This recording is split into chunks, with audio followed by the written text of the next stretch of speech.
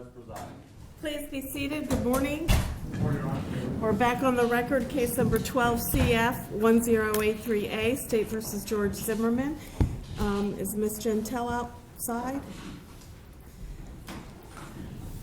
We need to get her. Jeantel?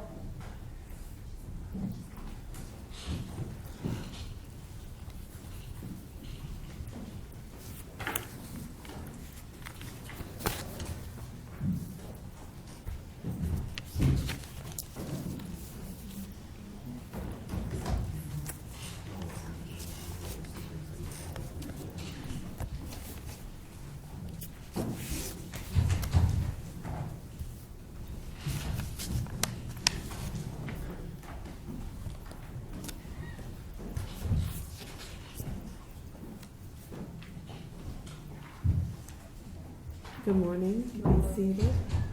Are we ready to bring our jury back in? Yes, Your Honor. Yes, Your Honor. Okay, let's go ahead and bring them in.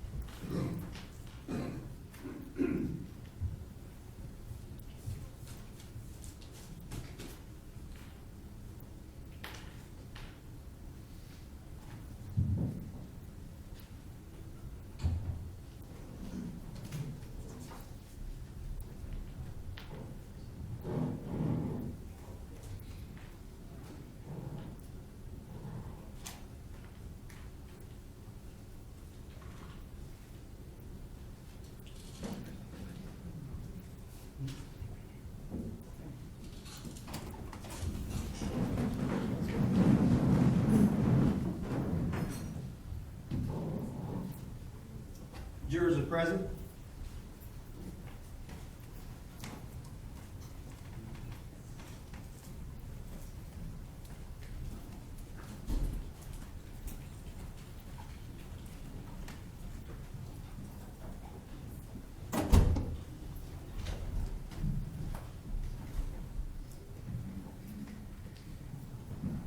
Please be seated. Good morning, ladies and gentlemen, and welcome back. I should say gentleman. While you're getting settled in, I'm going to ask my morning questions. If your answer is yes to any of the questions, please raise your hand. During the overnight recess, did any of you have any conversations amongst yourselves or with anybody else about the case? No hands are being raised. Did any of you read or listen to any radio, television, newspaper reports about the case? No hands are being raised. Did any of you use an electronic device to get on the internet to do any independent research about the case, people, places, things, terminology? No hands are being raised. And finally, did any of you read or create any emails, text messages, Twitters, tweets, blogs, or social networking pages about the case?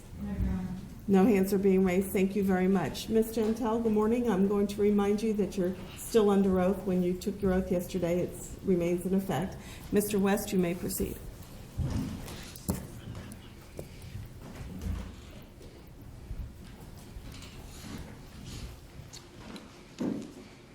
Does this need to be here?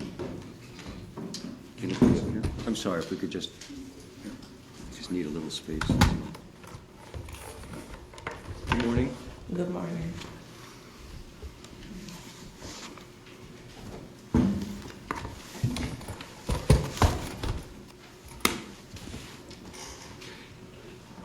yesterday, we were talking about an interview that you gave to Mr. Crump over the telephone.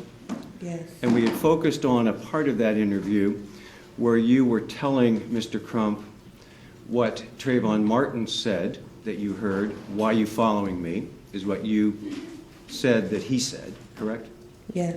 And that the first thing that you told Mr. Crump that you heard from Mr. Zimmerman was, "What are you talking about?"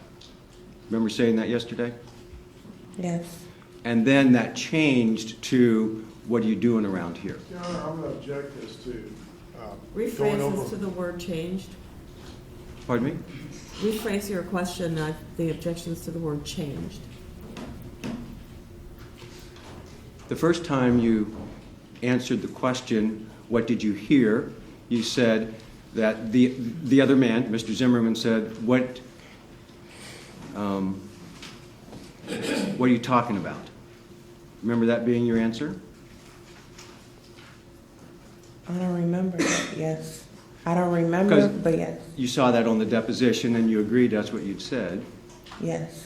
And then when asked again, or when you were talking about that same thing again, instead of saying, "What are you talking about?" it became, "What you doing around here?" Correct? Yes. And then at your deposition, when I took your deposition, you said, in the letter that you Your Honor, wrote, I'm going to object again as to restating what occurred yesterday as opposed to asking a question. Okay, it's a preliminary question. I'll allow it. From an overnight recess, just to set where we are. in your deposition, you said, in fact, that in the letter that you wrote to Sabrina Fulton, you said, "What you doing around here," was what you attributed to Mr. Zimmerman. Yes. At your deposition is when we learned for the first time that you had written a letter, correct? Yes. You had never said that in any of your other statements. No. The letter was the one that you and your friend put together, the one that you gave to Ms. Fulton on March 19th. Yes. And you had never mentioned that to anyone prior to you mentioning it to us in Miami in March of this year. It was a personal letter for her. Of course, I know that's what you said. You didn't even tell the prosecutor about it? No. You met with the prosecutor, though, in Jacksonville in early August, correct? Yes. And that's when you told him, "Oh, I didn't go to the hospital. I lied about that." Yes. But you didn't tell him you'd written the letter? No. May I have the letter, please? I can look real quick.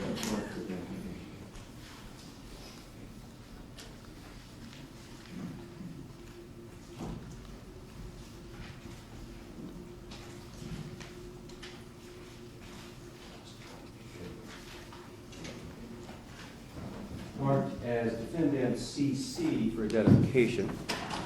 Let me approach you for a moment and show you this letter. It's a copy, of course. Would you take a look at it? And Judge, if the intent is to introduce it, I have no objection to it being introduced as evidence. Are you seeking to have it introduced? yes. Okay. It'll come into evidence as defendants next. I don't. 17. Thank you. Should we mark it now? You can have. Sarah. Okay.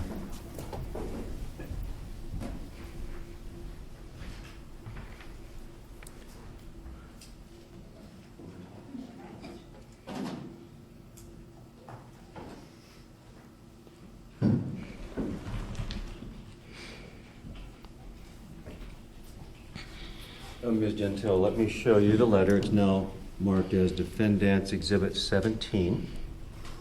And let me then ask you a few questions about that.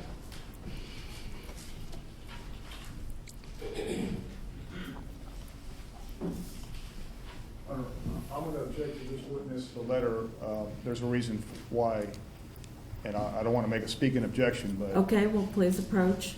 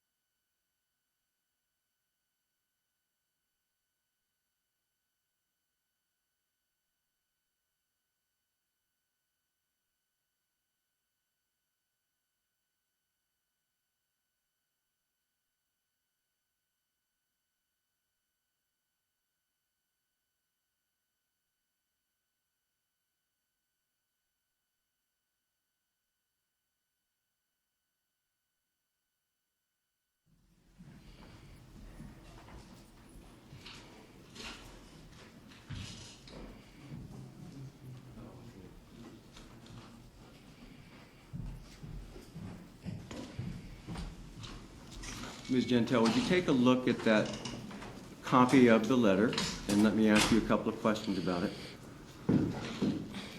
Do you recognize that letter as being one that you said earlier was prepared to be given to Ms. Fulton?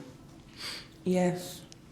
And that letter was prepared with the assistance of a friend of yours named Francine Serve?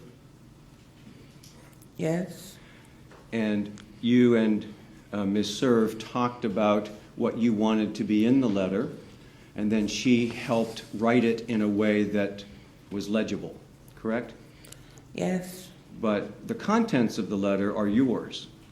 Yes. Are you able to read that copy well enough that you can tell us if it's in fact the same letter? No. Are you unable to read that at all? Some of them I do not. Can you read any of the words on it? I don't understand. Cursive. I don't read cursive. Did you sign it at the bottom? Yes. What name did you use? Diamond Eugene. I'm sorry. Diamond Eugene. Downey? Diamond Eugene. Are you saying that, I have no objection. This thing keeps flashing right here on the computer. I wonder if we could do something. I don't know if it's Without distracting. putting the screen up, can we take the flashing off?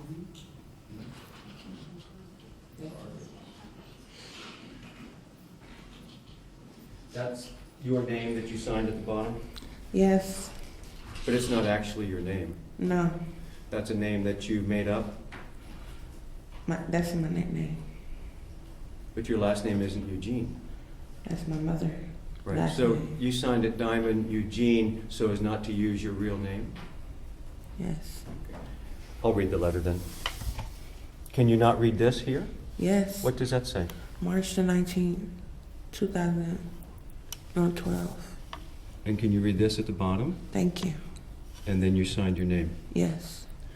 And you can't read any of the words here? Not all of them. But you can read typewritten words, just not cursive? Yeah.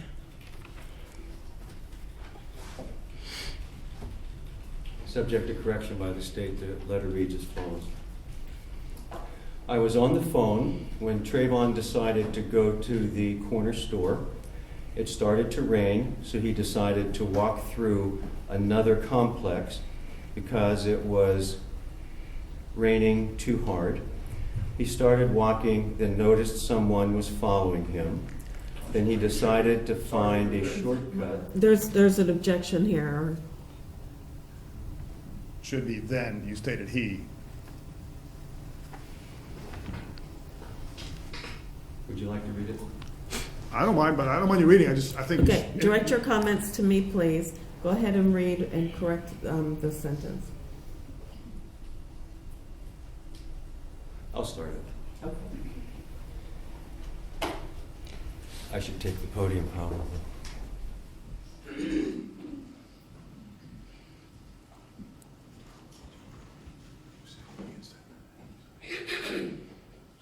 I was on the phone when Trayvon decided to go to the corner store. It started to rain, so he decided to walk through another complex because it was raining too hard. He started walking, then noticed someone was following him. So I'll read that again.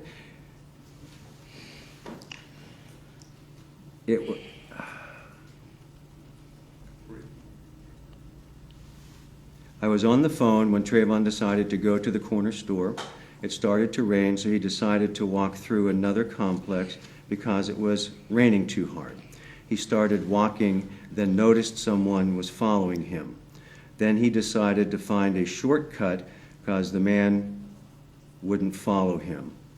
Then he said the man didn't follow him again. Then he looked back and saw the man again. The man started getting closer. Then Trayvon turned around and said, "Why are you following me?"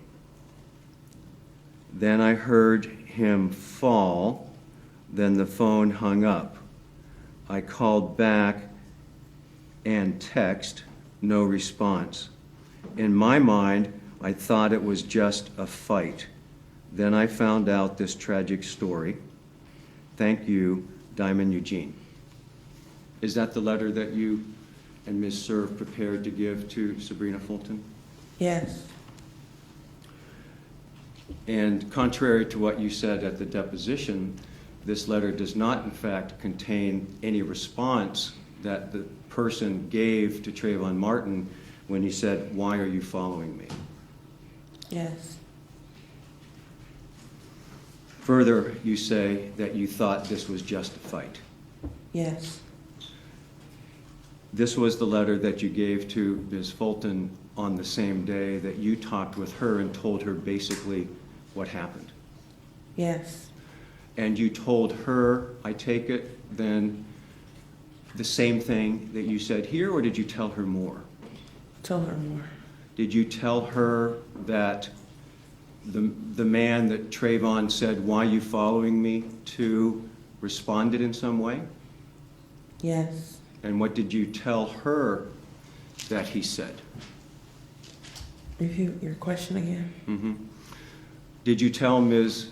Fulton what the man said when Trayvon Martin said, "Why are you following me?"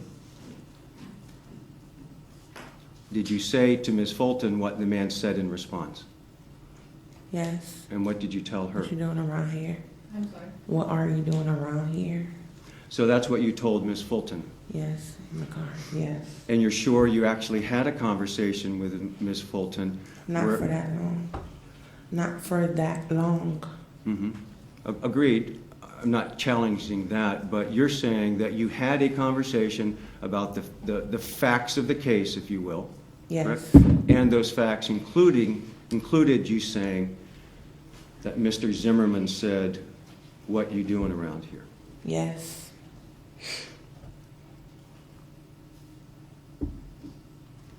You do acknowledge, though, the first time that you were asked that question in your interview with Mr. Crump later that day, your response was that Mr. Zimmerman said, "What are you talking about?" Yes.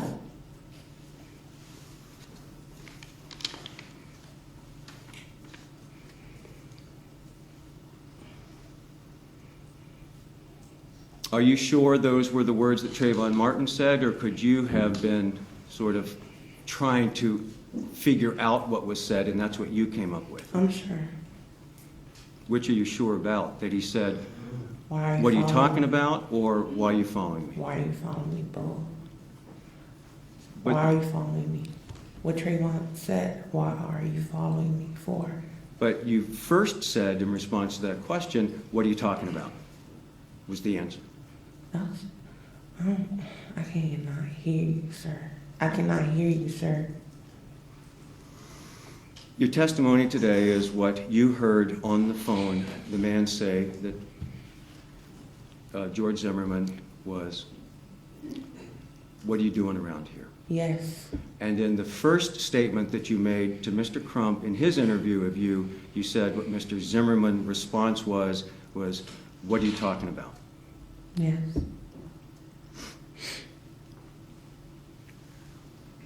It was in the interview with Mr. Crump that you said you thought this was a racial thing. He had asked me if it was a racial thing. What did he say? Do you think this situation was a racial thing? And I had Mr. Crump asked you that on the recording. yes. Have you had a chance to look at the transcript or listen to the recording? Did you ever hear him say that on the recording? Yeah, I'm going to take to the compound Yeah, you need questions. to break your question up. Sure.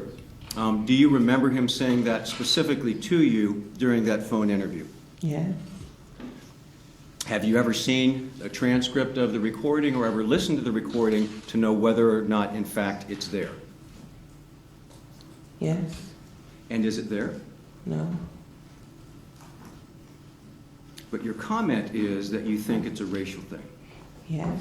So in other words, Mr. Crump didn't record that part of the conversation where he asked you if you thought it was a racial thing, but only recorded your answer when you said you think it's a racial thing. Objection as to what Mr. Crump did or did not do. Sustained.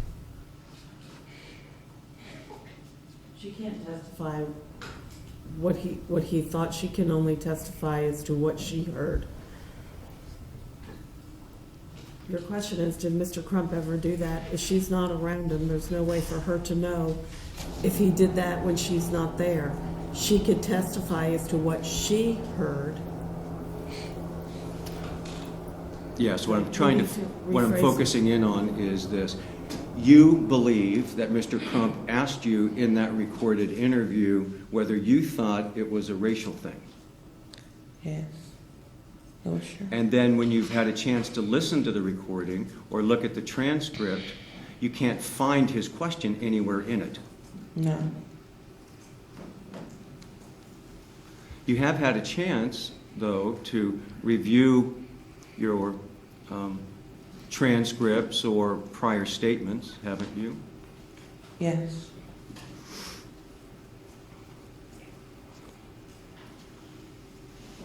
So you decided it was a racial thing because someone told you it was a racial thing, or you came up with this on your own, or why did you conclude that this was a racial thing? How the situation happened.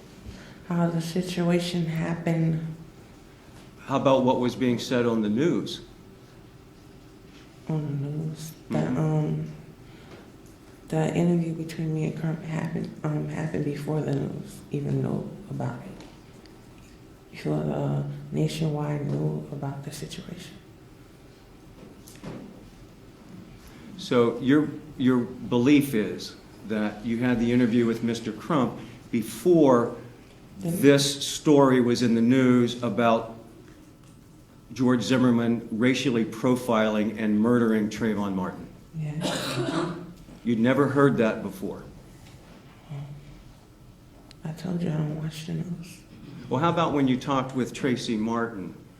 Did he say, would you please come forward because we are saying this is a racially motivated murder? No. He just asked me, can I talk to his attorney? How about when you talked to Ms. Fulton? Did she say, would you please come forward and talk to our attorney and record it because we think this is a racially charged event? No. And you didn't have any information from the news that this was a racially charged event? No, I had told you I don't watch the news. Okay. Are you okay this morning? Yeah. You seem so different than yesterday. I'm just checking. Did someone talk with you? Yes. Did someone talk with you last night about your demeanor in court yesterday? No, I went to sleep.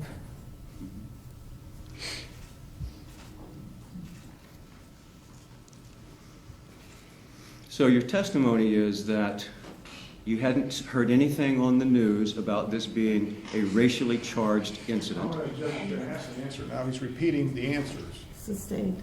Your Honor, may we approach, please? No.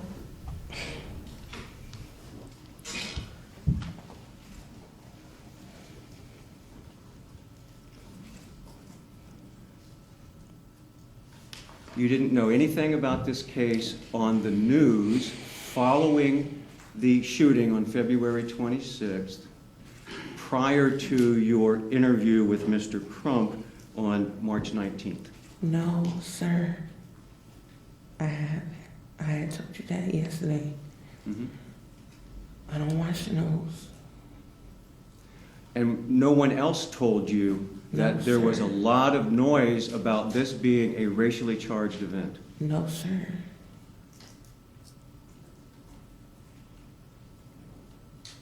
So when you answered Mr. Crump's question, that's not on the recording, what you think about it being a racially charged event, you said yes, it was. Yes, sir. And what did you base your answer that you thought it was a racial thing? What information did you base that on? Because how the situation happened. Tell me, what is it about this event specifically that convinced you it was racially based? Trayvon was being followed, and it was around 7, and it's not that late, and it's in the rain. Like, come on now. It is in the rain. It's in the rain. Around it's raining. All right, so it's raining, Yes, and he's out by himself walking around, yes. and Not walking around, just standing under a shade when it's raining. what you don't really know what he was actually doing, do you? Under a shade, yes. You don't actually know that, do you? I know I asked him where he at. He told me he's under a shade in the Right. Melvin area. So what you know about this whole event is what Mr. Martin told you and what you interpreted it to mean. Objection, argumentative, as opposed to question. Overruled. Repeat your question. again. Sure. That you didn't see anything, you weren't there.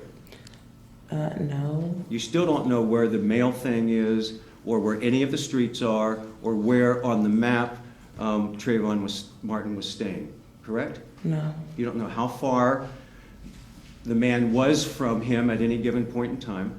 He wasn't that far because Trayvon told me that the man was is watching him. Right.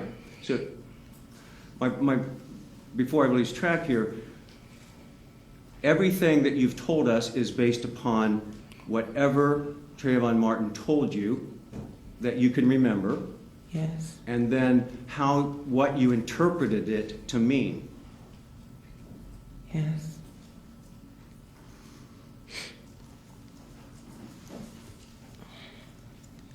So when you say it's a racial event, Yes. what did he tell you that made you think it was a racial event? Somebody just watching him, and then he described the person that was watching him and following him, and that was kind of strange. That a person keep watching you and following you, So he like said, he being stalked, I'm sorry. like he's being stalked from that person. what makes that racial? That wouldn't make that racial. It was made that racial. What's one thing about what Trayvon Martin told you that made you think this was racial? Describing the person. Pardon me? Describing the person. I just didn't. Describing the person that was watching him and following him. I see. Sir. Describing the person is what made you think it was racial? Yes. And that's because he described him as a creepy-ass cracker? Yes. So it was racial, but it was because Trayvon Martin put race in this. No. You don't think that's a racial comment? No. You don't think that creepy-ass cracker is a racial comment? No. Well, you didn't mention it in your letter, correct? That's just a personal letter to the mama. All right, you didn't tell Miss That's just a personal letter to the mother. You didn't tell Miss Fulton that the man that was following him was a creepy-ass cracker, did you? No. You didn't tell Mr. Crump in the recorded interview that Trayvon Martin described George Zimmerman as a creepy-ass cracker. No. And when you met with Mr. Della Rionda for the first time on April 2nd, 2012, you never told him in your interview that Trayvon Martin said a creepy-ass cracker was following him. No. I did say creepy, sir. Yes, I agree. You did say creepy. Yes. So the reason you didn't say that, though, was because you didn't think it was relevant? Nobody asked me. You come ask me what exactly that Trayvon said that night about the person that was following him and watching him. That's what you asked me when I met up with you. So never before I met with you in March did you ever tell anyone exactly what you heard Trayvon Martin say? correct? About the person, describing the person? Yes, in any of the interviews where you were asked what was said, what happened next, What was said, yes, I did. What, by describing him, no, I did not. I You just said said creepy. The only some thing- dude's following. One at a time, because the court reporter has to take down both voices. If you'll allow her to please finish her answer. Are you finished with your answer? Yes. Okay, you may ask your next question.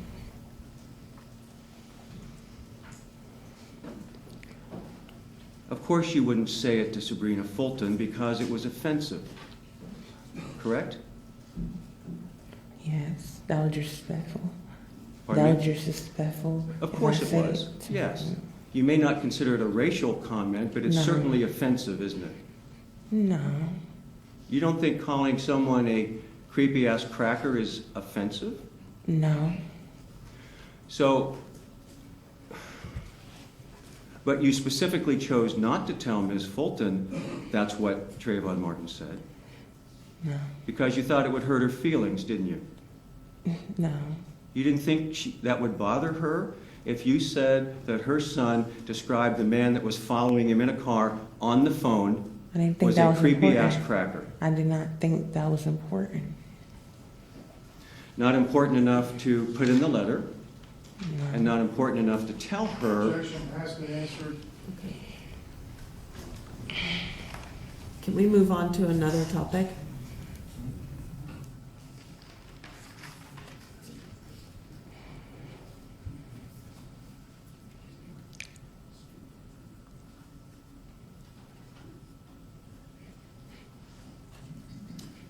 Just to be clear then, you didn't include that in the letter, and you didn't include it in the conversation you had on March 19th with Ms. Fulton. No. And when you were interviewed by Mr. Crump later that day, you didn't say it. No. And then you were interviewed but you did say to Mr. Crump that you thought the event itself was a racial thing. Yes. He had asked me, and I said yes. And I was asking you then, what made you think that? And then you were saying just because of the description. Is that what you're saying? Yes. The description being there was a man on the phone in a car watching him. Yes. And you And met, follow you, him. pardon me? And follow him. Right, so you took that to be racial Yes. without any additional information. No. On April 2nd, you had an opportunity to meet with the prosecutor, correct? Yes. Up until that point, you had never spoken with law enforcement. No. Even following your interview with Mr. Crump, you didn't then go to the police. No. Even after hearing part of your interview on national television, or hearing about it, you didn't go to the police. No. And apparently the police hadn't contacted you. No. They were trying to find me. Pardon me? They was trying to find me What makes you think that? because they just had my, fake name, Diamond Eugene, and they couldn't find me. How did they have your fake name? By the parents did not know. Would you speak By up? the parents did not know my real name. They only knew me as Diamond. But they had your phone number, right? Yes. Because there were text and phone calls. Between who? You and Ms. Fulton. No. She sent you a text. That was March the 19th. That's what I'm talking about. Yes. After March 19th, you didn't go to law enforcement, and law enforcement never contacted you, correct? Correct. But Ms. Fulton had your phone number, Yes. so she could have given that to the police. Yes. She could have given it to the Sanford Police Department, couldn't she? Yeah. Objection, no. object as to what somebody else could have or not done. Sustained. She didn't have your real name because you'd lied about that, but she did have your phone number. Yes. And in between March 19th and April 2nd, nobody from the police department called you. I can't recall, but no, because my phone was, I can't recall. I can't recall, my phone was off. I shut it off. Did you shut your phone off, are you saying, between March 19th No, and... I shut it off. It was a lot of phone calls. I'm sorry. It was a lot of phone Was it calls. disconnected? No. I shut it off. You turned it off. I turned it off. How long did you leave your phone off? Be 3, in a day it'll be 3 hours or 4 hours. Well, when you turned it back on, you would get voicemails, wouldn't you? Yes. You'd get any text messages. I ain't getting no text message. But you would, if someone had sent you one after you turned the phone on, you get your text messages. Yes. And when you turned your phone back on between March 19th and April 2nd, there weren't any text messages from Ms. Fulton telling you to please go to the police? No. Or any messages from law enforcement saying, would you please By me contact? watching the television, I thought the police was already in the case. Say that again. By me watching television, I thought the police already knew about the case. So I didn't think you watched television, I'm sorry. That was before Mhm. March the 19th. When March the 20th, that's when I started watching the television. That's when my voice became on television. That's when I started paying attention to the news. So on March 20th, when they had the press conference about you, No, Is I when didn't you- see the press conference. They only showed half it. Say Trayvon Martin was on the phone with the final moments. did the news then you're talking about that had your voice on it was the recording made by ABC News? Yes, I think. Did you talk with somebody from ABC News separately from your interview with Mr. Crump? Yes. And when and where was that, please?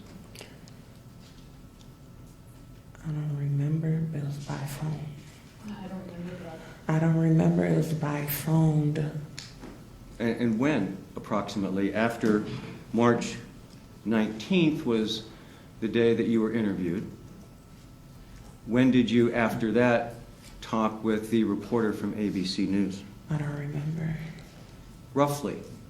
Before I even talked to the state attorney. Sometime between March 19th, when you gave your interview to Mr. Crump, Yes. and you didn't know you were being recorded then by ABC, correct? No. But after that, though, you had a separate phone interview with ABC? Yes. Was it the next day, the day after, a week later? Any idea? No. And who was it that you talked with? I don't know his name. Did he know your name? He didn't know my real name. What, did you give him a name? He had told me. I can't hear the witness. Would the court ask the Could you witness? speak up a little bit, please? He had told me he had got my number. Well, she had got my number from the ABC reporter. She had texted me saying she wanted to know about Trayvon, what kind of person he was.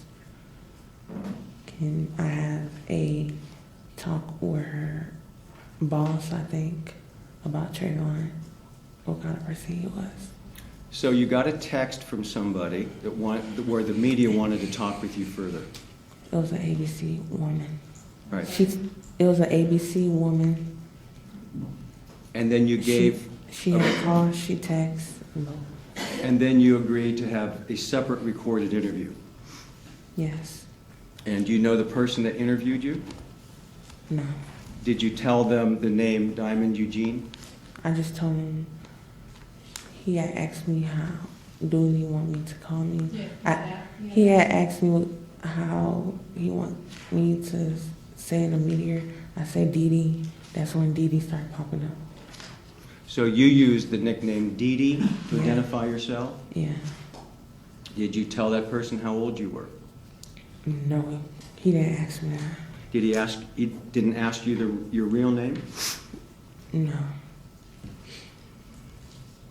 So that was sometime after March 19th, but before April 2nd, correct? Yes. And did you have any other interviews with anybody between the ABC interview and April 2nd? No. On April 2nd, you were interviewed by Mr. Della Rionda, correct? Yes, sir. And there were other agents there with the Florida Department of Law Enforcement? Yes, sir. So this was your first interview with law enforcement? Yes, sir. When you interviewed with Mr. Crump, you were rushed, you didn't take it seriously, and you weren't under oath, correct? Yes, sir. But on April 2nd, you were under oath, Yes, sir. and you were being interviewed by the police. Yes, sir.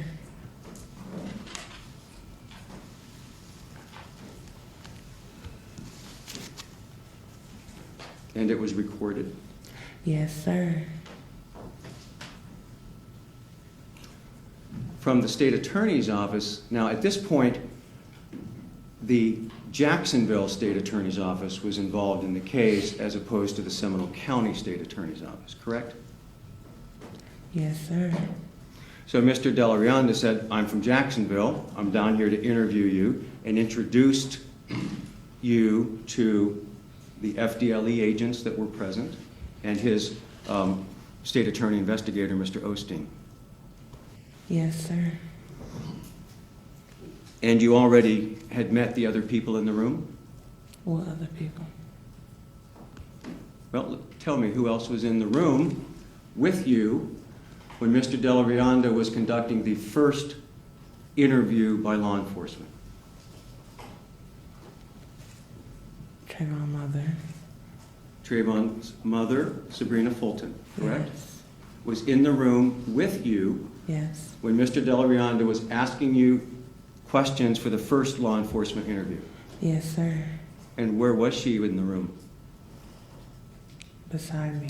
So she's sitting right beside you as Mr. Della Rionda is asking you questions as his office has been assigned to investigate this alleged murder case.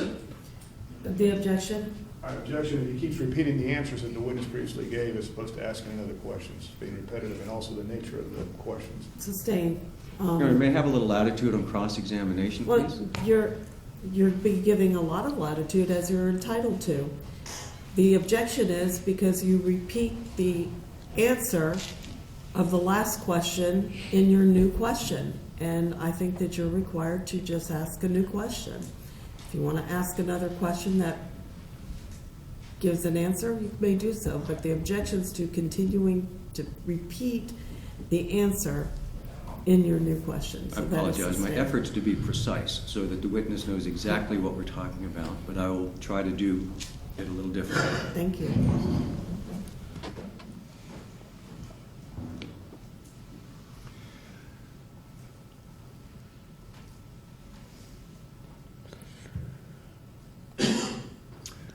Right beside you during this interview was Trayvon Martin's mother, Sabrina Fulton, correct? Yes, sir. Mr. Martin was also there, but not in the room, correct? No, sir. He left before I even stepped inside the living room. He left the living room, in other words. Yes, sir. You don't know that he left the residence, though, do you? No, sir. He may have still been there, but just not in the room with you. Yes, sir.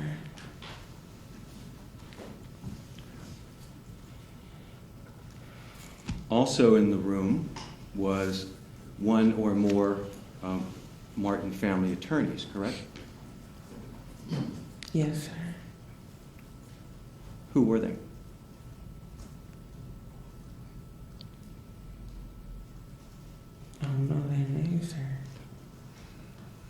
You know Natalie Jackson?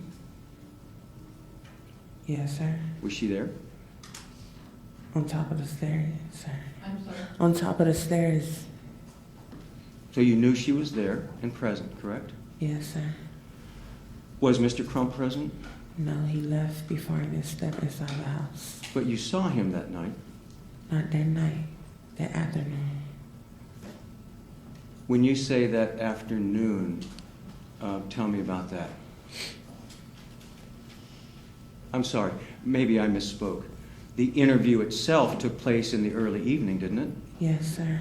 So you met with Mr. Crump earlier that day? No, sir. Tell me then what you mean, that you saw him. When he went to, when the detective and Miss Sabrina and I'm sorry, when the detective and Miss Sabrina and Crump, he had joined in, he had, came with them to have pick me up from my friend's residence, so I could go back there to have an interview with the state. That's when I met Crump. That's my first time meeting Crump. The other time it was only on the phone when you Yes. talked with him. When the interview, yes. And this day, on April 2nd, 2012, you met him because he was one of the people that went to your friend's house to pick you up, Yes. to bring you to Miss Fulton's house, correct?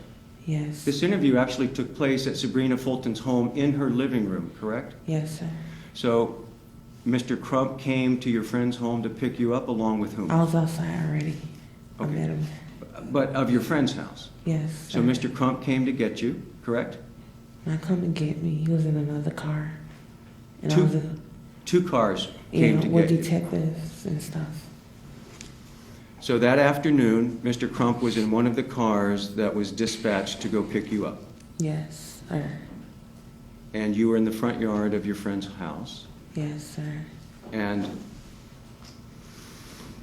law enforcement also was involved in picking you up? Yes, sir. You don't know why then law enforcement would permit Mr. Crump to come with them?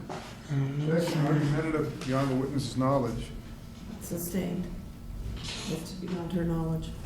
I'm asking whether she knew or not, and she said no. If the court would give me a little leeway on this. Ask your next question. Do you know why law enforcement allowed Mr. Crump to come with them to pick you up? No, sir. Who else was there? Was Miss Fulton with them? Yes, sir. Do you know why law enforcement allowed Miss Fulton to be there? Cause she's the only person who knew where my friend lived at. She lived by my friend area. Ms. Fulton lives near where your friend lives? Yes, sir. But law enforcement had your phone number. They could have just called and asked you where you were, correct? Yes, sir. Mr. Crump had your phone number. He could have called and asked where you were. On it. Pardon me? I don't know if Crump had my number. I don't know. I do not know if Crump had my number. In the interview he took of you on March 19th, didn't he say, "We're having trouble with this phone, let me call you back," Okay, he had my number then. from a 904 number? And he called you back on your phone. Yes, sir. Ms. Jeantel, I'm not saying you did anything wrong, so please don't take it that way. I'm trying to understand the dynamics of this, though. I know I did not nothing wrong, so. I'm sorry. I know, sir. Okay, thank you. Thank you. If I'm harsh in my tone, it's not because I'm suggesting you did anything wrong here. But I'm trying to understand what the overall context of this first law enforcement interview was. So the people that came to pick you up included law enforcement, but it also included Ben Crump and Sabrina. Again, he's repeating the answer that the witness already gave. Yeah. Can we approach the Ask bench, her the please, Judge? question. Just ask her the question, who was there? I'd like permission to ask leading questions of this witness on cross-examination, one step at a time. And I'm asking that you do it one step at a time.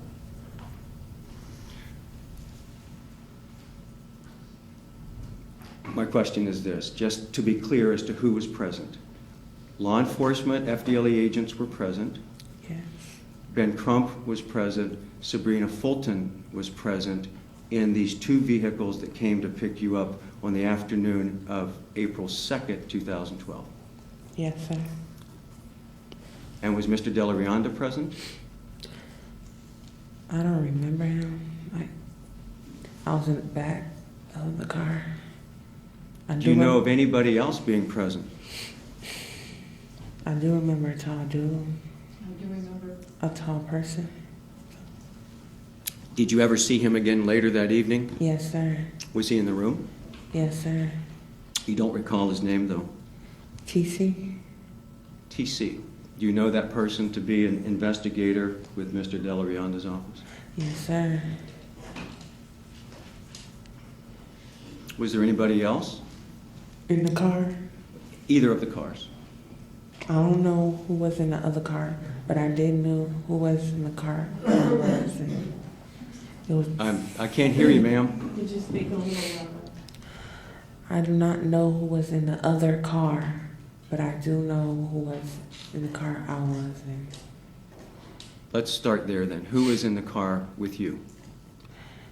TC, and I think he was in the car. I think he was in the car. Mr. Delarionda? Yeah, I did see a ball dude. No offense. And Okay, we have a juror who didn't hear the answer. Could you please speak up?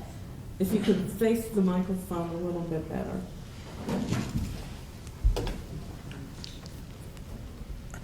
TC, That's the wrong microphone. no, he's,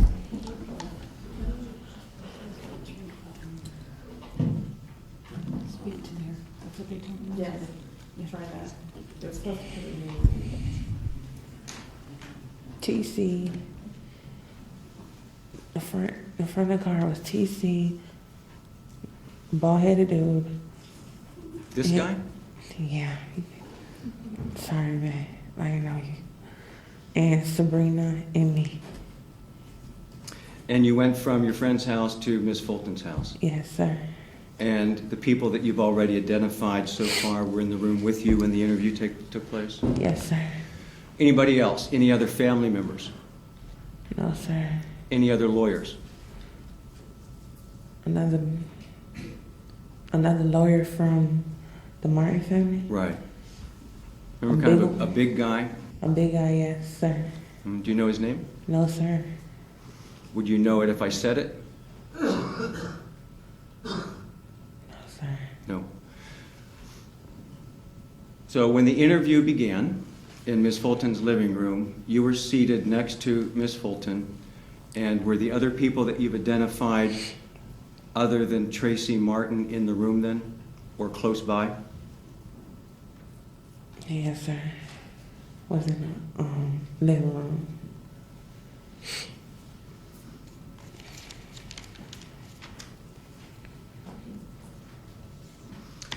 I take it you knew that Miss Fulton would be hearing exactly what you said because you were sitting next to her. Yes, sir. And you certainly didn't want to say anything that you thought would hurt her feelings or make her grief even worse. Yes, sir. So because of that, you were very sensitive to Miss Fulton's feelings when you answered Mr. Delarionda's questions. Yes, sir. And that is why, for example, that you cleaned up some of the language that Trayvon Martin used. Yes, sir.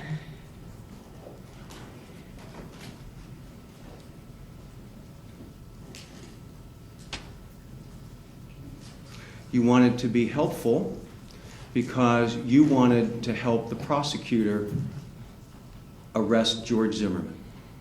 I never thought I was a witness, a serious witness around that time. At that point, being interviewed by law enforcement under oath, you still hadn't concluded that you would be a witness in the case? Not an important witness. Not an important witness. No. Because of that, did that also shape some of the things you said and why you said them? Yes, So sir. Yes? Yes, sir. For other reasons, you didn't want to hurt Ms. Fulton's feelings, and that you really didn't think you were going to be an important witness in the case. No, sir.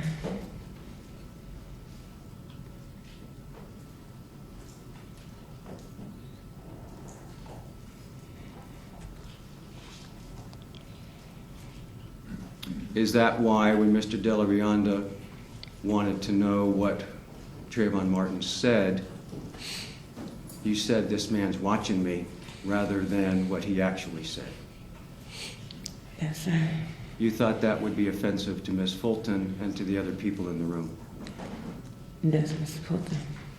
Just Ms. Fulton? Yes, sir. So when you answered the questions that Mr. De La Rionda asked you about what was said by whom, you were concerned about how Ms. Fulton would feel or react if you actually spoke the accurate words or the accurate truth. Objection, the compound question is complicated. Did you understand? I'm sorry. Did you understand my question? the Yes, question? sir. Yes, ma'am. Okay. Could you answer it? No, sir.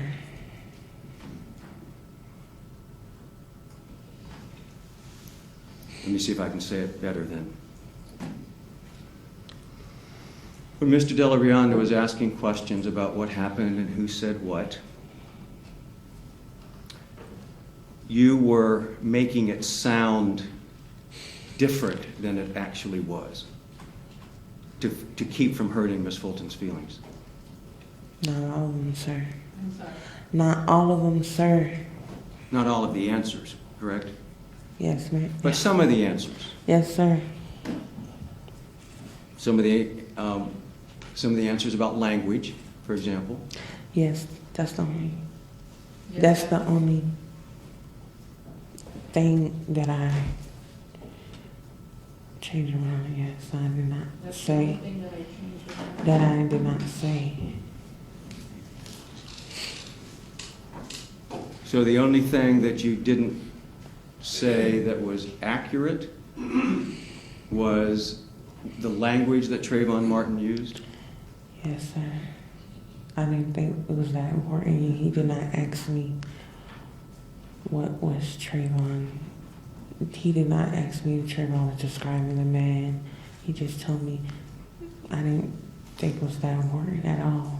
He had asked me, well, how Trayvon think the man looked. I said creepy. The only thing I said was creepy. I'm not going to say it in front of the whole world, in front of people. You weren't going to say what Trayvon Martin actually said in front of his mother. Yeah, that's disrespectful.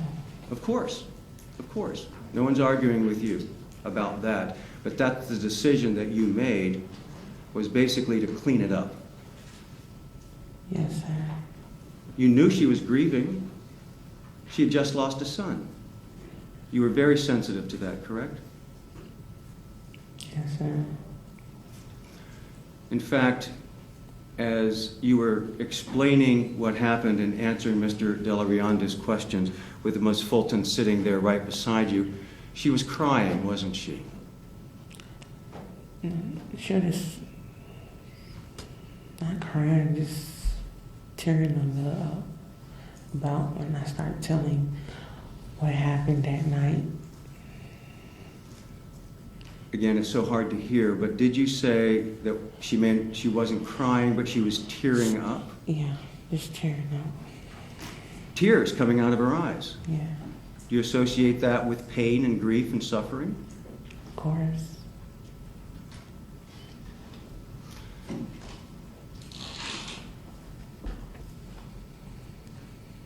You also, though, told Mr. De La Rionda under oath that you'd gone to the hospital. Correct? He had asked me, did I go to the hospital? I said, yeah. So I know that you had said that earlier to Mr. Crump and to Ms. Fulton to give a plausible explanation to them for why you didn't go to the memorial service or the wake. Is that right? Yes, sir. And then when Mr. Della Rionda asked you about it again, you gave the same answer, Yes, sir. but you knew that was a lie. Yes, sir. Again, you lied because you wanted to give a plausible answer to Ms. Fulton as to why you didn't go to the wake. Yes, sir. But on the April 2nd interview, you were in fact under oath. Yes, sir. And you knew that. Yes, sir. And you made a decision then, because of how difficult the situation you had just been put in, you decided to lie about going to the hospital rather than say something that might be painful.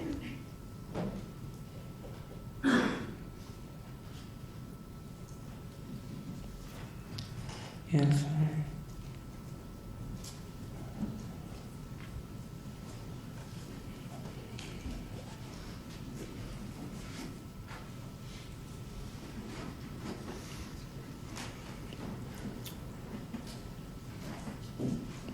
In the interview,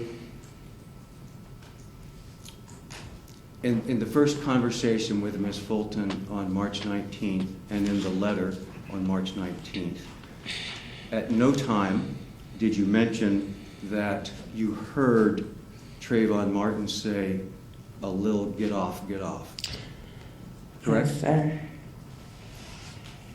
Is that yes? You did not say that? Yes, sir. Repeat your question again.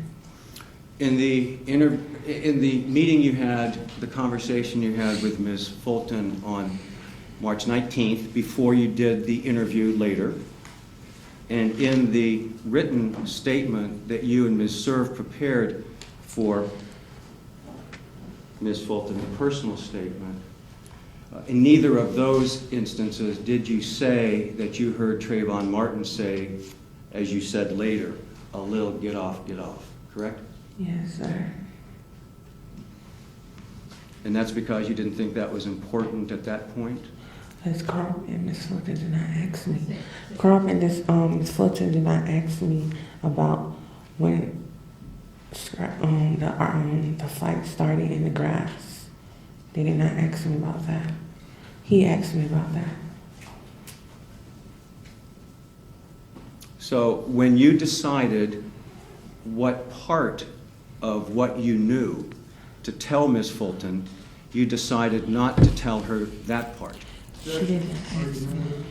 Well, I'm not sure that that was her answer, so you need to re-ask the question. I believe she said they never asked her that.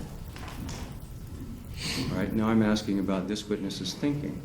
So when you decided what part of the information that you had about the events on the evening of February 26th, you decided in what to tell Ms. Fulton, not to tell her that you'd heard a little get off from Trayvon Martin. Objection, compound, question, argumentative, and mischaracterizing what this witness has previously said. Okay, as far as compound, do you understand the question? No, ma'am. Pardon? No, ma'am. Okay, you need to break it down then. She says she doesn't understand. Okay?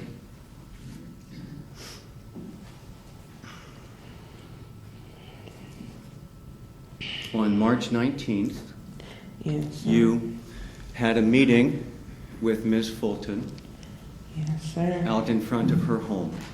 Yes, sir. You had already written the letter with Ms. Cerf to give to her. Yes, sir.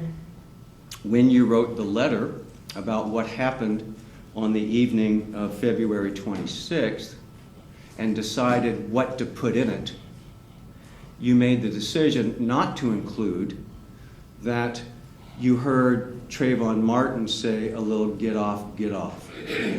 Yes, sir. And then when you went to Ms. Fulton's house to talk with her, and she was so anxious to know what happened, I that did she not go needed. inside her house, sir. I know that, you're out front. Yes, sir. When you went to Ms. Fulton's house with the letter in hand to talk with her, and she so desperately wanted to know what had happened, you, among the things that you chose to tell her, decided not to tell her that you'd heard her son say a little get off on the phone. Yes, sir. And you're saying that's because she didn't specifically ask you? No, sir. Could you explain your thinking? I didn't want to be there, sir.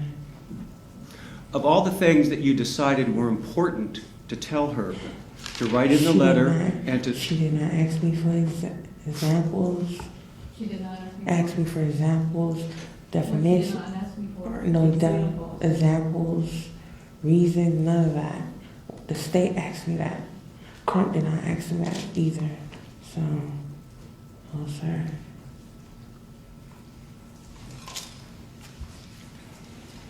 Well, how would they know to ask you if you didn't tell them what you knew? Objection. Now, he's wanting the witness now to get in my mind as to why I asked something or not. Okay, to the extent of her explaining why or why not the state did something, I'm going to sustain.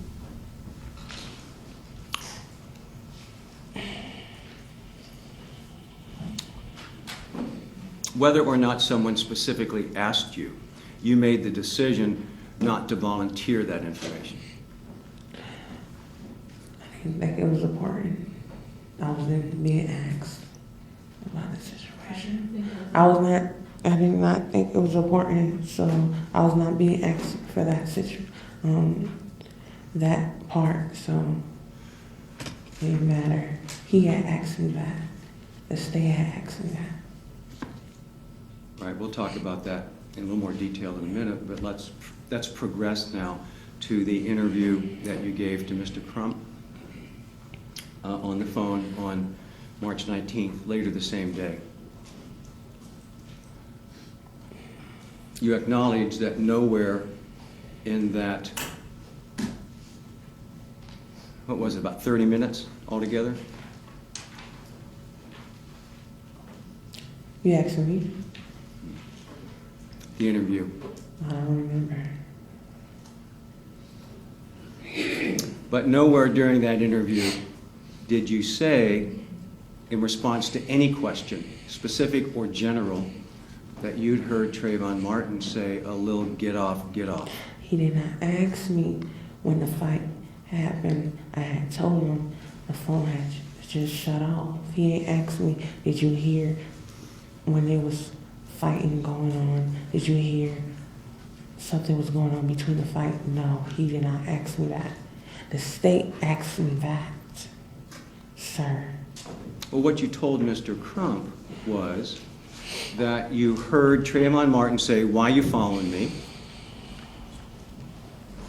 And then you heard Mr. Zimmerman say either, "What are you talking about?" or "What are you doing around here?" And then you heard something that you described as sort of a bump, and that the phone cut off. I had told him the bump, it gotta be his headset. His headset is always on his left ear. And he's a what, speaker. yes, and what you said to Mr. Crump was, at that point, the phone cut off. Yes, I kept it simple and quick. Right, so once the phone cuts off, I had to call back. there's nothing else that you have to say, correct? Because once the phone cuts off, you certainly can't hear anything else that might have been said because the phone had been disconnected. Yes, sir. So you told Mr. Crump that the phone cut off. Yes, sir.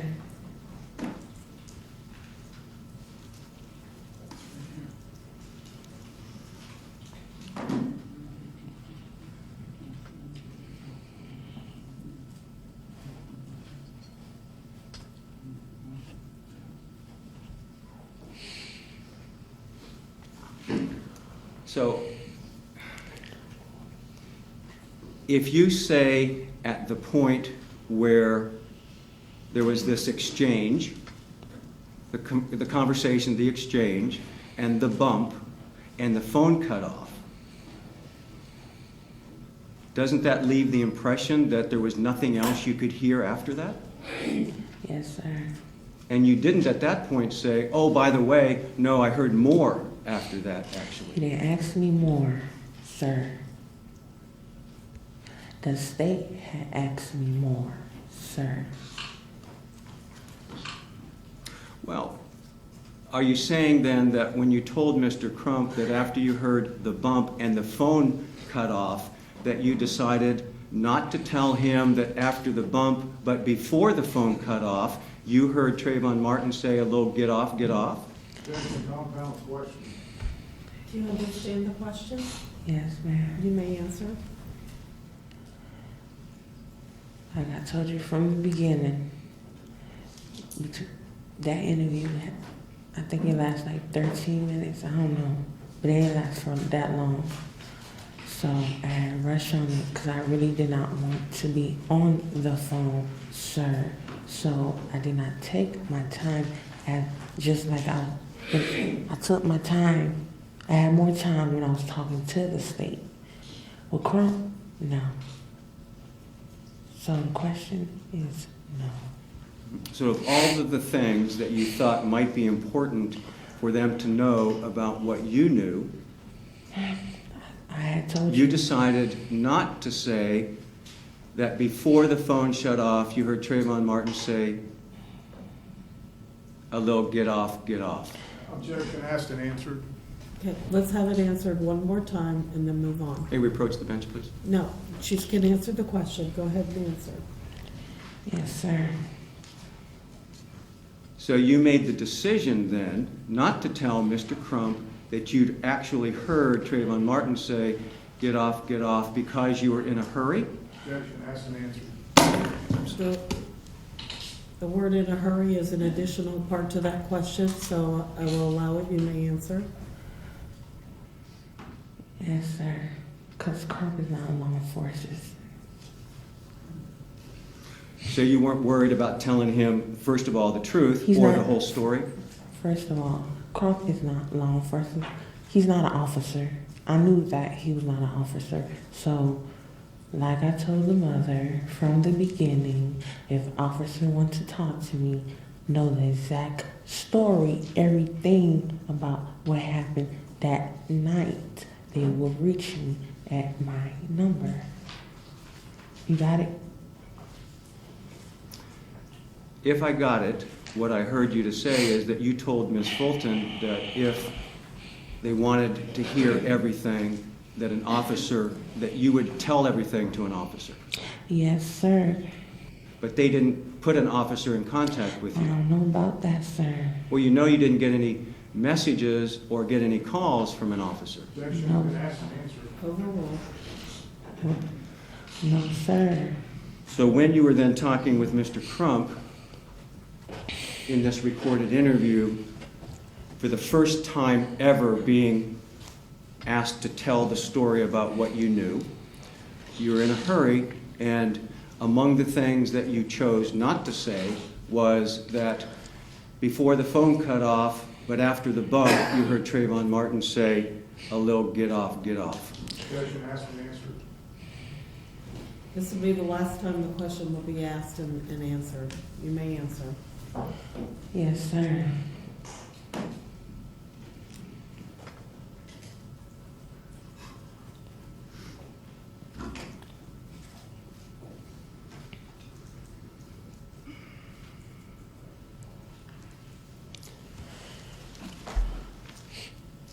So let's move then to the April 2nd interview, where you did have a chance to tell Mr. De La Rionda everything.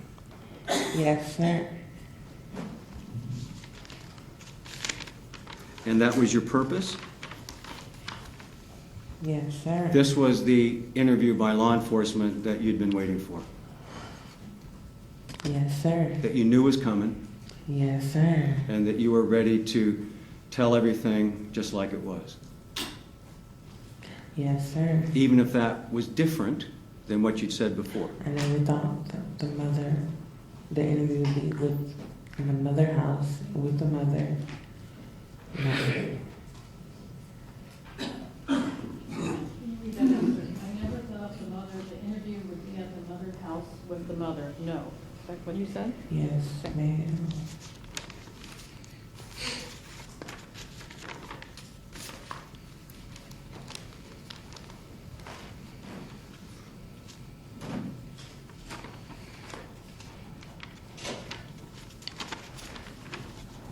Have you had a chance to read the transcript of your interview with Mr. De La Rionda on April 2nd, 2012? Not all of it. When's the last time you had a chance to look at it? 2 weeks ago. Pardon me? 2 weeks ago. When and where did that happen? FDLE.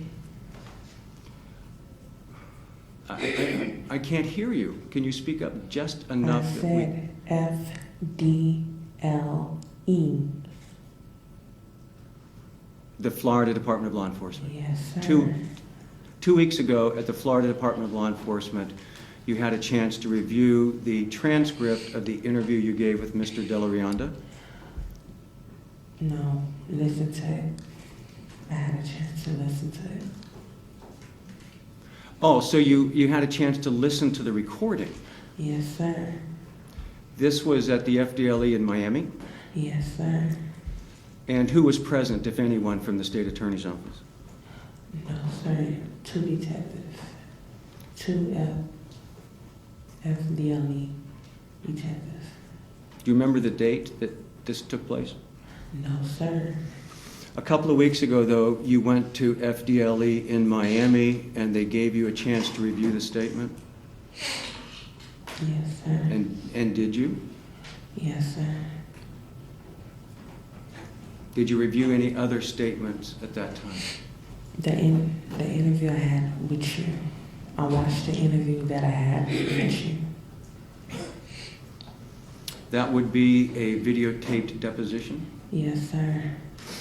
Did you have a chance, or did you review any other material in anticipation of coming to court? No, sir. Did you review the transcript or listen to the recordings made by Mr. Crum? No, sir.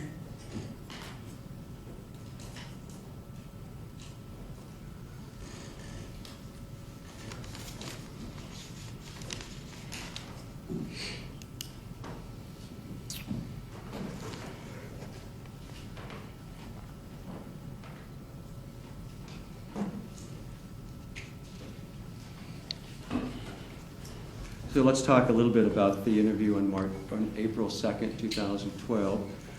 What I know that you talked about in this case already, and that you talked about in that interview, the idea that the phone kept hanging up that day. Yes, sir. So in other words, you and Trayvon Martin would be talking, and for no apparent reason, the call would be lost. Yes, sir. Not because you hung up, correct? No, sir. Or because that you know Bad of. signal. Pardon me? Bad signal. So you were plagued with a bad signal all day. Yes, sir. And you really never knew when the phone was going to disconnect. No, sir. And usually what would happen is that when the phone disconnected, one or the other of you would call each other back. Yes, sir. So throughout the course of the day, you wound up actually speaking with each other several hours. Yes, sir. What you remember about this case, though, and the phone disconnecting, was that there were points in time within the conversation after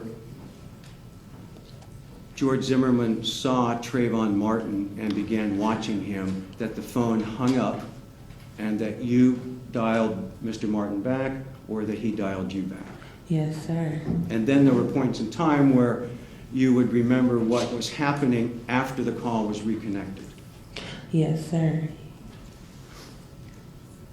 It's your recollection that while at the mailbox, that's when the phone hung up at least once? Yes, sir. And before that, after Mr. Zimmerman was keeping his eye on Trayvon Martin, do you remember the phone hanging up and having to reconnect?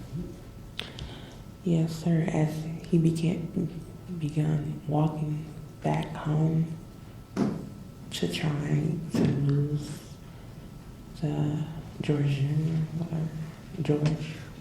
First, before you get to that, we were using this, this point where Trayvon Martin says to you that Mr. Zimmerman is watching him. So from that point, you've said the phone did cut off a couple of times after that. But think this first. Before that point, do you remember talking to Trayvon Martin after he entered the complex and having the phone disconnect? Yes, sir. Where was he and when in the conversation did that take place? The melon area. The melon area. The only time you remember the phone disconnecting prior to learning from Mr. Martin that George Zimmerman was keeping his eye on him was, well, what you believe to be when Mr. Martin was at the mail area. Yes, sir. And after that, so after Mr. Martin left the mail area, as best as you know, and began walking towards where Trayvon was staying, Yes, sir. did the phone cut off again? Yes, sir. And then did you call him back? Yes, sir. And then after you called him back, that was in fact the last call of the evening between you and Mr. Martin. Yes, sir. That's the call that cut off. Yes, sir. The call that you lost or that was disconnected before the last call was when Mr. Martin was walking toward where he was staying. Yes, sir. And he had told you at that point that the man was in the car, Yes, sir. the man was on the phone, Yes, sir. and that he had decided to go ahead and go on home. Yes, sir. And you told him to do that, right? Yes, sir. In fact, you told him to run. Yes, sir. And as far as you know, he did. Yes, sir. And at the point that he ran, Mr. Zimmerman was still in the car. I don't know about that, sir. Because he told me the man started following him, sir. Well, let's break it down step by step. At the point that you told Trayvon Martin to run, your understanding from piecing it all together was that Trayvon Martin was headed towards the back of where his father was staying. He's going to Run from the back, Yes. which means to go in the back of the house as opposed to the front. Yes, to trying to lose the man who was following him. Gotcha. So at that point, when he was walking and decided to go on home, Yes, that sir. Mr. Zimmerman was still in the car. Still following him, sir. In the car. Yes, sir. And that Mr. Zimmerman was on the phone. I didn't know about the phone, sir. I thought you said that Trayvon Martin That's told when he you was this watching guy's... him. That's when he was watching him.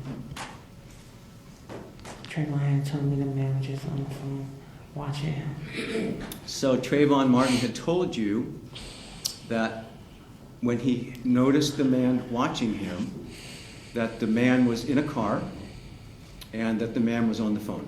And just watching him, yes, sir. Exactly. Yes, sir. And that he started walking in the direction of his home Yes, sir. and that the man followed him. Yes, sir. And Kept at that, following him. yes, in the car. Yes, sir. And that you had a conversation with Mr. Martin where you told him, well, just run on home. Yes, sir. And as far as you know, he did, correct? No, sir. He had me. I told him run home, and then he said no is no. And then a second later, he come and tell me he gonna make a run from the back area where his father, fiance lives. Let's break that down just a little bit. So at the point that he says, the man's following me, Yes, he was trying to lose the man. let's break it down this way. Mr. Martin leaves what you think is the mail area and walks in the direction of where he stayed. Sir. Yes? Yes, sir. And at that point, Mr. Zimmerman was still in his vehicle. Yes, sir. And Mr. Martin continued to walk, Yes, sir. and he observed and told you that the man's following him in the car. Yes, sir. And then you said, well, run. Yes, sir. And he did run. From the back area to try. Well, he wasn't he was on the street or on the sidewalk in front of Mr. Zimmerman's car at the point that he decided to run. Yes, sir. And he ran. Correct. Yes, sir. From the back area to try to lose him. You don't know whether he ran in a direction where you could only travel by foot or whether you could drive. No, sir. I don't live in that area. Agreed. No.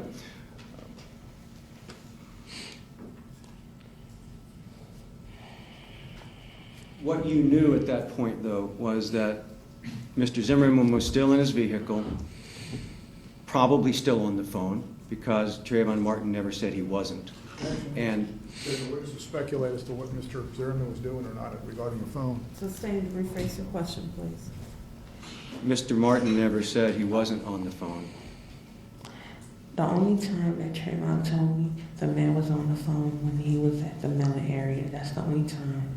I never knew about he was still on the phone. I never knew about that. He never told me about that. Right, so, He just told me the man started following him. and that he was on the phone, and he never told you that he wasn't on the phone, No. but he was still in the car. Yeah. And, Yes, at the, sir. and then that you said, well, run, and he ran, correct? Yeah, from the back area to That's try. what's confusing me. When you say ran from the back, are you saying that at the point that he decided to run, Yes. that he decided to run from where he was to the back of where he was staying? Yes. To And you try. don't know what direction he took to head that way, No, sir. because you don't know where he was at the point that he decided to run. No, sir. But you do know that he ran, Yes, sir. and you could tell because you could hear the wind. Yes, sir. And then the phone cut off. Yes, sir. I think, yes. Yes, sir. So at that point, you knew that he was running. Yes, sir. When I called back. Right, well, let me take it a little slower. So at the point that he ran, you knew he was running. Yes, sir. You didn't know if he was running around on the street or sidewalk where Mr. Zimmerman could continue to follow him in the vehicle, or whether he ran through a cut-through or something where no vehicles. Objection, argumentative as to what Mr. Zimmerman was doing, and she has no knowledge of Mr. Trayvon Martin's telling. Well, it would be speculation if she, you have to ask her what she knows, what she thinks somebody else may have been doing. Yes, of course. What I'm focusing on was at the point that Trayvon Martin ran. You have that point pretty clear in your mind, correct? Yes, sir. You don't know whether he ran around on the street that he'd been walking on, or No, whether sir. he ran through a part of the community where you can't drive. No, sir. I had told you. When he ran, the phone lost contact. It shut off, so I had called back again. And So at the point that he Yes. ran, the phone cut off, yes, sir. and then you called back. Yes, sir. And how long was it in between you losing the connection and you calling back? I don't know, sir. Well, do you think the phone was shut off by somebody? You didn't hang up, right? No, sir. And you have no reason to think that Trayvon Martin hung up. No, sir. So it seemed to you like what had been happening all day, that for no apparent reason, maybe bad signal, the call was lost. Yes, sir. So you talked with him then again. Was that a minute, 2 minutes, 5 seconds? Do you have any sense of after he ran, when it was that you talked with Trayvon Martin again. I don't understand what's your question. If I might have a moment.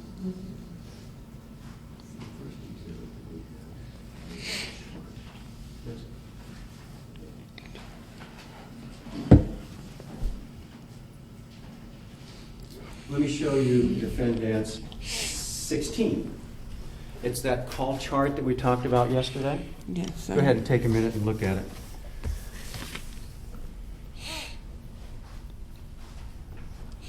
Yesterday, you said that as far as you knew, those were accurate times of the calls that you and Trayvon Martin had on February 26th, correct? Yes, sir. Because it was represented to you that those times were taken from the actual phone company records. Yes, sir. So you don't have any argument with that. No, sir. Well, take a look at the second to last call. Yes, sir. It began at 6:54:16 p.m. and disconnected at 7:11:47. You see that? Yes, sir. The next call picked up at 7:12:06. You see that? Yes, sir. And disconnected at 7:15:43. Correct? Yes, sir. So let's work backwards. Let's assume that at 7:15:43, the phone cut off when you were describing the interaction between Mr. Martin and Mr. Zimmerman. Yes, Okay? sir. So that call had started at 7:12:06, which was a little over 3 minutes, correct? Yes, sir. And there weren't any interruptions in that phone call. No, sir. And frankly, you don't know at 7:15:43 when the phone cut off, whether it cut off for any reason other than it was just one more lost call. No, sir. So look at the other call, though, the one before it, where it says it disconnected at a 7:11:47. Do you see that? Yes, sir. And that the next call started at 7:12:06. Yes, sir. If you do the math and figure out how long it was between 7:11:47 and 7:12:06, to me, that is... Can you please keep your, if you need to take a copy of that. Of course, I'll step back. That's about 19 seconds, correct? Yes, sir. So does that seem to you to be about right? That when Trayvon Martin ran towards the back of his father's house while George Zimmerman was in the car, that about 20 seconds elapsed before your call reconnected? Yes, sir.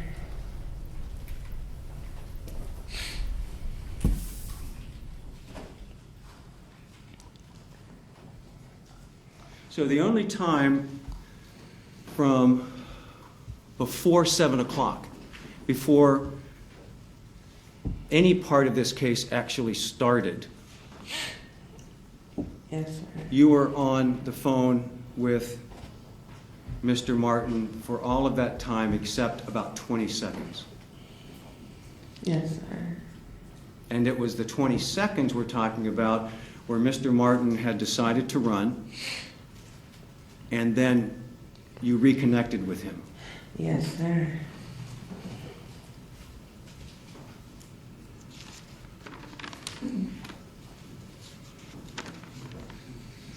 Would this be a good time for a short recess? Do I need a brief recess? Yes. Okay, we're going to take a 15-minute recess. If you'll just remain seated, Ms. Jeantel. Ladies and gentlemen, put your notepads face down on the chair and follow Deputy Corporal Demps back to the jury room.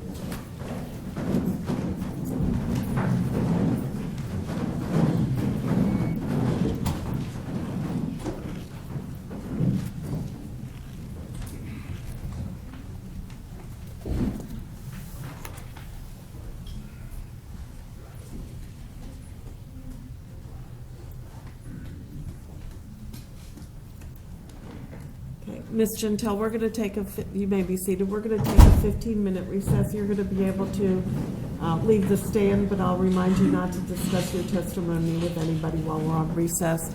Corporal Lapp, if you'll please help Ms. Jeantel out. Is there anything we need to take up before we take a 15-minute recess? Okay, thank you. Court will be in recess for 15 minutes.